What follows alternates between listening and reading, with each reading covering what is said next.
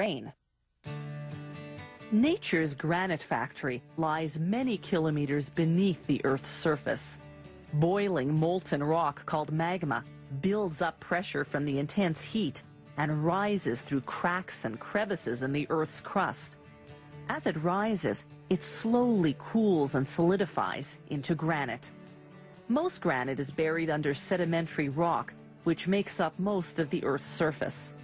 The challenge is to extract as much granite from the quarry as possible, while losing as little as possible to damage from the extraction process.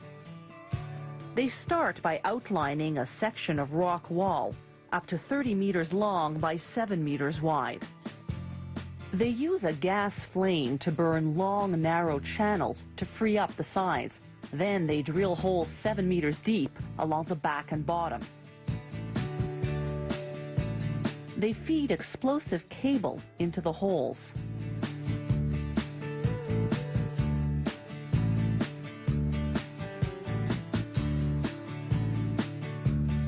Then they set it off. The explosion detaches the section.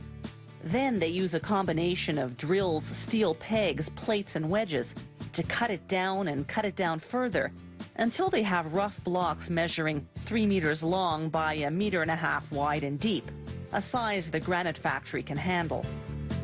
The blocks may be small, but each one weighs more than 20,000 kilograms.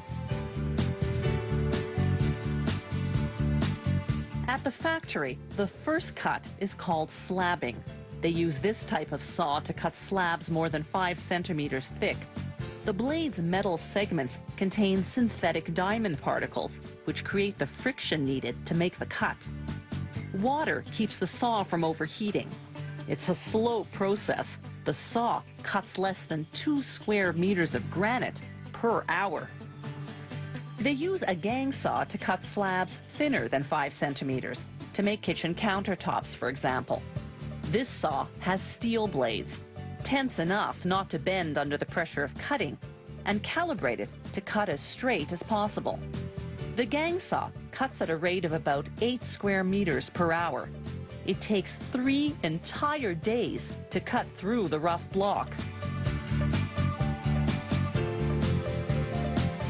Once a slab is cut, it goes for polishing. This is what will bring out the beauty of the stone.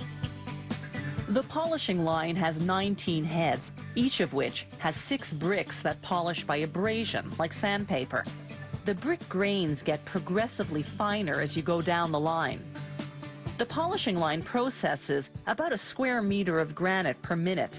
For a high gloss finish, a slab goes through all 19 heads. For a semi-gloss finish, it goes through just the first 10 heads.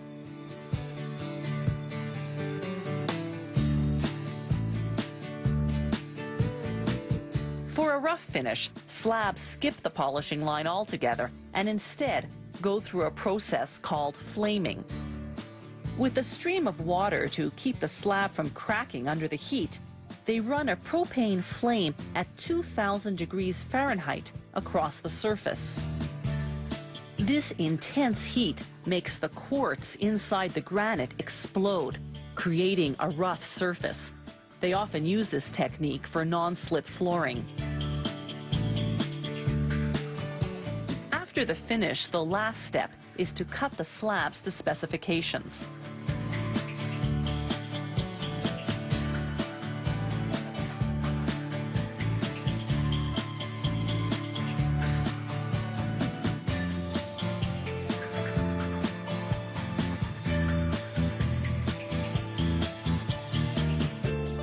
Granite is composed of various minerals. They're interlocked like pieces in a jigsaw puzzle, giving the stone its trademark speckles and its remarkable strength.